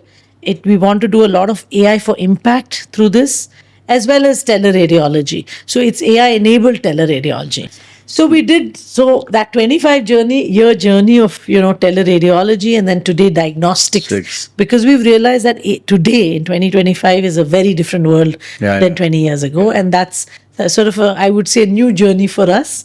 But one thing which I became passionate about, as we did this entrepreneurial journey, and as I told you, we never took funding in it, for 25 years. We kind of grew it, kept putting the investments, money that we had back into the company. I started realizing that primary care in India is very, very, there's no focus on it at all. Right? And I had worked 10 years running the department at Narayana, super specialty, very much super specialty. Radiology, very tele, and we're doing good diagnostics. But what about local community primary care? Yeah. There's no focus on it. And why is there no focus? Because there's no money, right? So it's hospitals who earn money. Okay, even in our teleradiology, we were doing well, God bless, knock on wood, earning some money. But primary care, there's no money. And so no one's interested in it. And so this started really I would say getting into my head and heart that, what about primary care? And you've figured out by now that once I put my head into something, I put it in. What can we do there? Yes, what can we do there? And then since teleradiology was doing well, I told Arjun, I think there's a need for primary care. I want to start small. And I'm a big believer, Amit, in entrepreneurship. Start small. Just start. And evolve. Don't wait for a perfect plan. That unicorn. Yeah. I mean, I believe we are actually going to be a unicorn one day. Yeah. It would have taken 30 years to get there, but it doesn't. That's not the end goal. Start small and do it well. And so I set up RXDX, one clinic in Whitefield, 17 years ago. Yeah. Very patient entrepreneur, and then learned 10 years of doing primary care, figured out this works, this doesn't work. And now we have been scaling. This year we are putting up 5 more in 1 year. I did 10. What's the model of that clinic? So that clinic is, every clinic has a general physician who is the primary, 1 or 2 physicians. They are the primary backbone of the clinic. They see the patients. They are the gatekeepers to specialists. They get to know the families well. They are deeply embedded with families. And then specialists by appointment. So if you have a headache, you are not going to a neurosurgeon. You are going to your physician. If you have chest pain, you see your physician first. Figure out if it's bony pain, rib pain, muscle pain, or heart pain. And then you go to cardiologist. Because in India, a lot of the care is super specialist driven. I would see patients that have come to me for small VSDs. You don't need to be in a big hospital for that. So it is very much a general physician, pediatrician driven, and then specialist by appointment. And we've used our experience of tele. So there's tele in between the clinics. Yeah. And I told you we wanted to do good in India.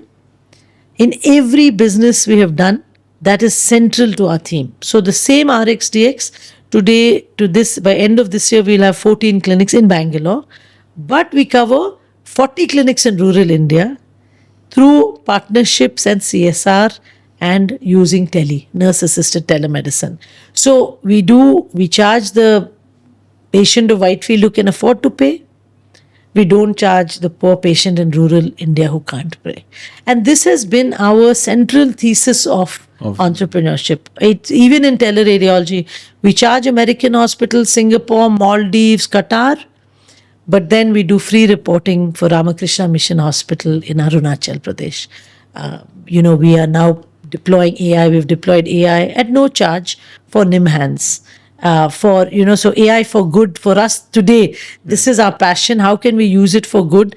Every AI company wants to make a lot of money from it, which is good. But there's also a role for, what can you use AI to improve diagnosis, to make an impact there.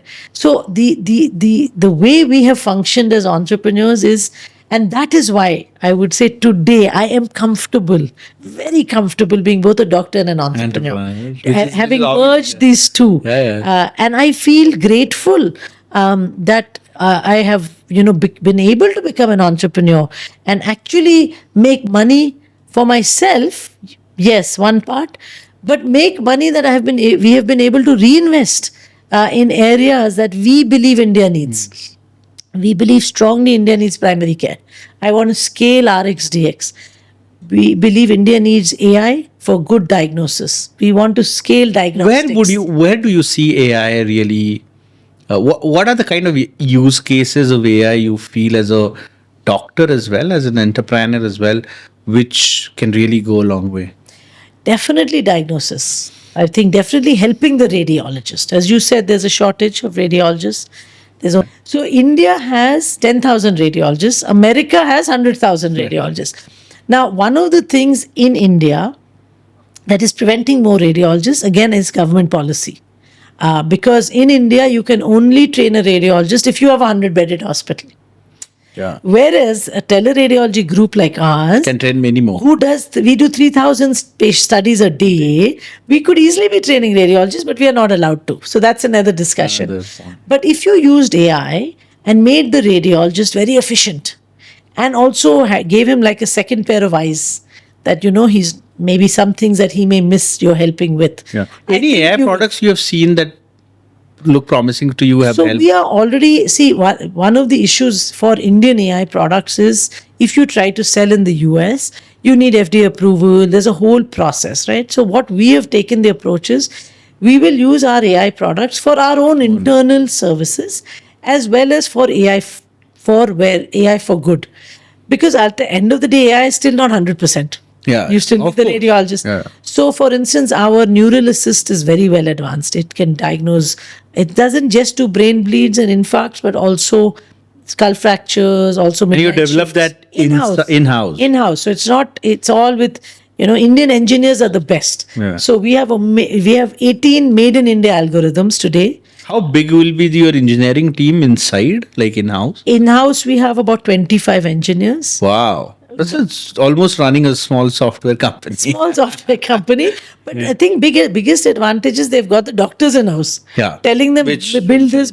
No, this is not working. That's not accurate. This is accurate. So that, that interplay between doctor and engineer, and India has a lot of those. That is, I think, where India, we can have a lot of made in India products at a lower cost. Yeah. We don't have to. We have not spent millions of dollars building those. Exactly. We have spent lakhs of rupees. That's it. Right. So I think that is where we see that, using in our own teleradiology, helping others who want to use, and helping charitable organizations who want to use, and really complementing the radiologist. So like BAMO Assist, we have a breast cancer detection. We're now putting it up in a few hospitals which do for screening. So I think AI is going to completely change the way at least radiologists function. Same can happen in cardiology. Hasn't happened to that extent yet. The echoes we talked about. could Yeah. today ejection fraction, some things AI can do. Oh, Make your 100%. thing faster, your measurements and those kind of things. There are companies But already actually, in cardiology. yes. In US, there is. Yeah, ECG, the AI-enabled ECG reporting. Yeah, So a lot of things. Yeah. So even coming one step before AI, right? How do you see teleradiology in India in terms of growing, and or your views on what's changed there? Should I be honest? Yeah, please. Please be honest. Candid conversation. Yeah. I'll tell you, biggest challenge in India for anything to grow is payment. Yeah. People don't pay on time. Absolutely. And then they don't know. That has been a pain. This is a pain for all industries. It is the same in healthcare. So we do teleradiology. First, we did so many hospitals. 3 months, 6 months, they just don't pay. Now, how much will you chase for 10,000 rupees, 20,000 Exactly. rupees? That has so been payment is a big challenge in India. Yeah. I think we have cracked it. I think we have set up through technology. You have? Yes. Oh, that itself can get sold. Yes. Idea.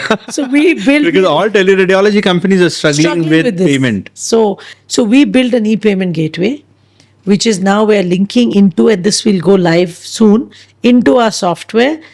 Because that's what we've realized. That's the only way you put a wallet. You get your needs. It sounds mercenary, and I hate as a doctor talking about this. You might be actually solving a problem that might accelerate the teleradiology adoption in India.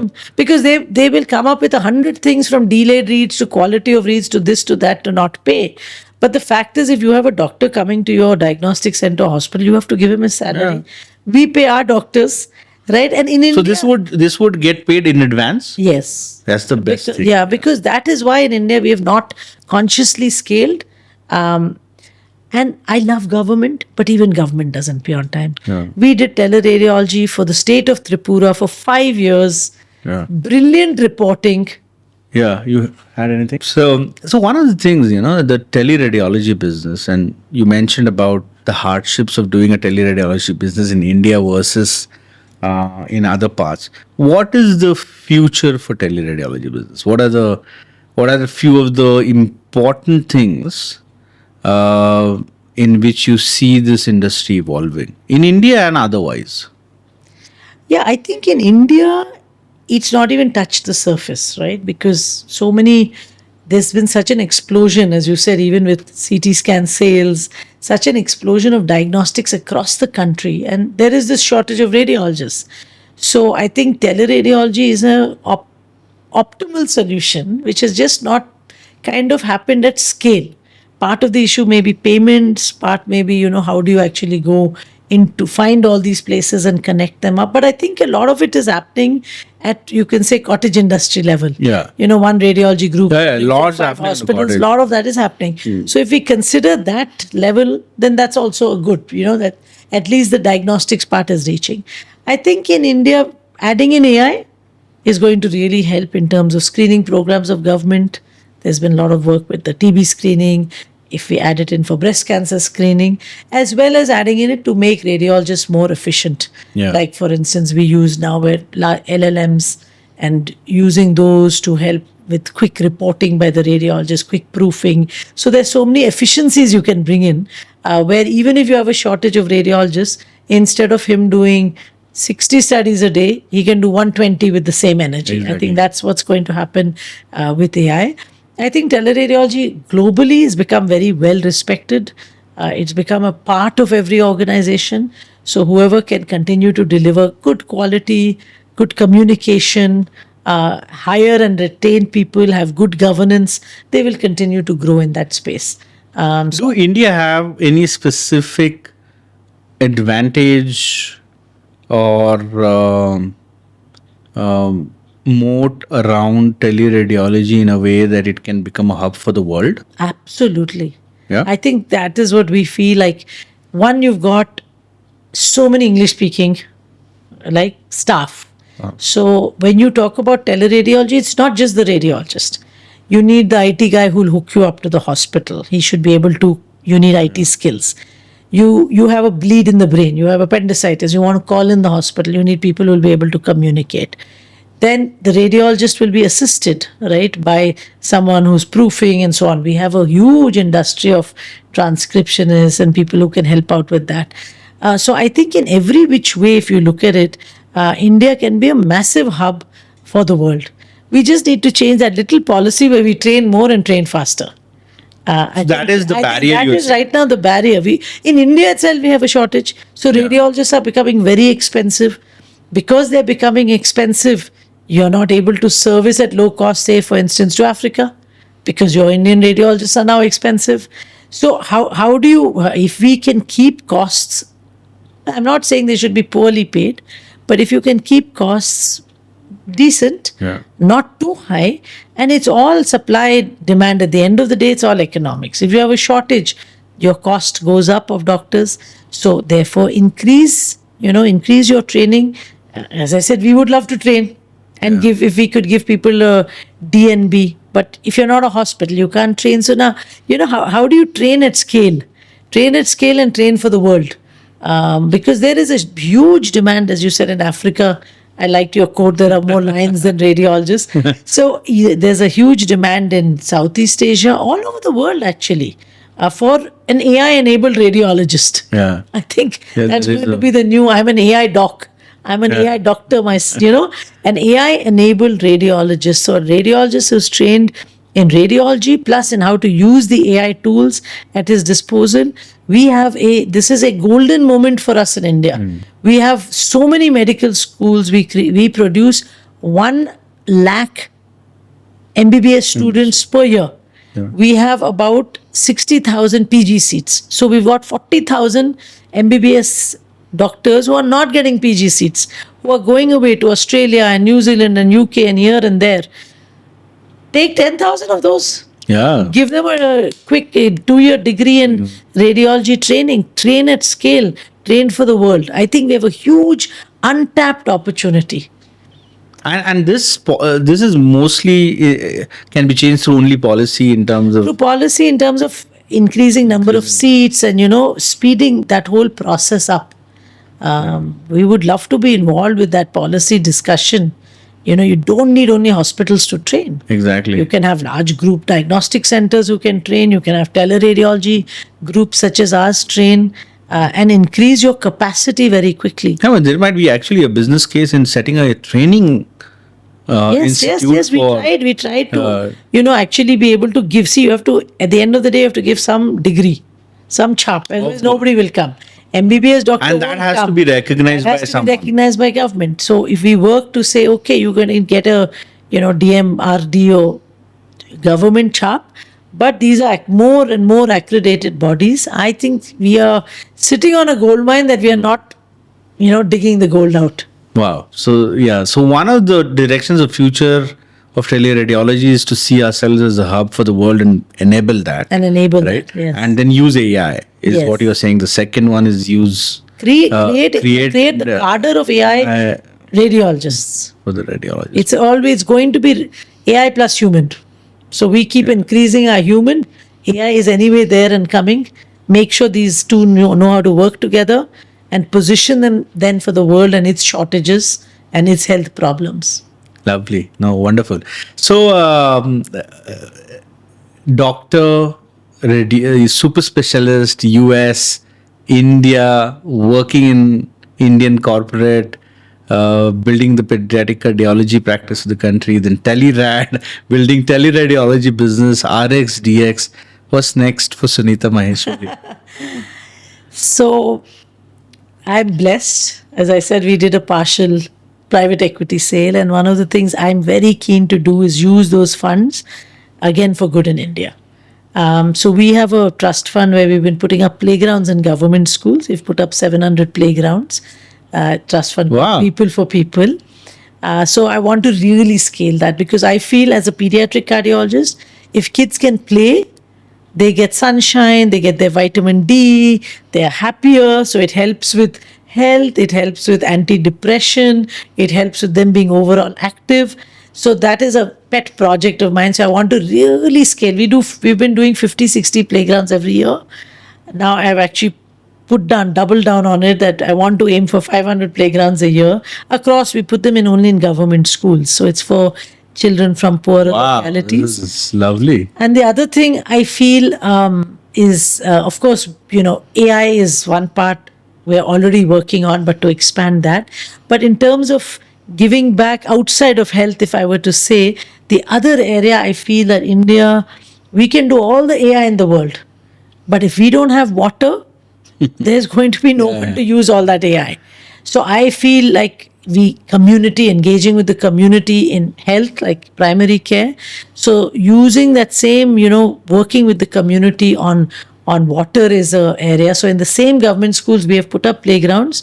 We're now beginning to put up rainwater harvesting. So I think as that's more as a citizen, but I think as for all of us really out there, we work in our primary work. I still work as a PD cardiologist, and I still do the, organized training for all fellows across India through an online platform of the Pediatric Cardiac Society. So that is my one big love. I love entrepreneurship because it enables us to give jobs. It enables us to put these ideas into practice, and it enables us to reach people we wouldn't otherwise be able to reach. And I think the third aspect for all of us, and I truly feel blessed to be able to do it, is how can I keep giving back in any which way? And so for me, I'm doubling down now onto playgrounds and rainwater harvesting. I think Arjun is doubling down onto AI for good. And I am also supportive of that. And, we're both very passionate about using medical AI for good. We're not talking about all other AIs, but how can we improve diagnosis and reach? And I think in our next 10 years, that's one area that we've already started putting a lot of energy into, building low-cost algorithms. So we don't have to pay anybody to build them. Building for India, in India, and deploying here so that we can really improve diagnostics at a ground, at all areas, remote areas of India. And that itself will then improve, health indices, because once you make the diagnosis, treatment is there. No, absolutely. I must say, more as in my concluding kind of line for you, in the sense, is quite an extraordinary journey of where you've discovered many facets of you and allowed those to integrate with each other to create value. And it seems like with playgrounds, I almost felt like it seems that the kid in your heart is not going away anywhere, and it's Sunita Maheshwari will always have a kid in her heart. So absolutely fantastic talking to you. Your journey is damn impressive and inspiring, very inspiring. And I've been doing this for a while, but it's really very inspiring to see how you have personally taken the facets within you and openly learned about yourself and integrated that and not left few of the passion things that you had and made them true. Fantastic to have you, and I'm sure everyone will love listening to you. Thank you. Thank you, Amit, for having me. I think, parting word on that is, I think we all are capable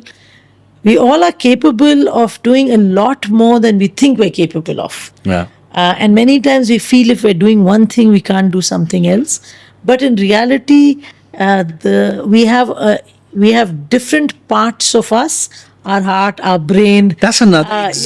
That's another thing that you've demonstrated. And these two parts, the heart and the brain, can work well hand in hand and do multiple things parallelly and kind of take people along with it. And personally, that I find it so compelling and inspiring, because I keep doing many different things without knowing how this will coalesce. But I also have that similar faith that it will find its ways, right? You can't, like Steve Jobs famously said, you cannot connect dots. You have to connect them backwards, not in forward. But similarly, right, you are much more inspiring, personally for me in that sense, is because I keep, for example, the healthcare tribe, Insight tribe. I might start something more, and I've been doing different things. If you have the patience and the pragmatism to keep it solving for it, things will evolve and eventually happen. and stuff like that. And yours is a demonstration of that, which sometimes you need. Yeah. On especially on bad days, you need to see those examples. हो जाएगा. कि हो जाएगा. And yours is that हो जाएगा case where people like us can really look at and say, okay, it works. It can Yes. work. No, that's wonderful. Yeah, absolutely. Well, thank you. Thank you so much. for having me. Thank you so much. Thank you.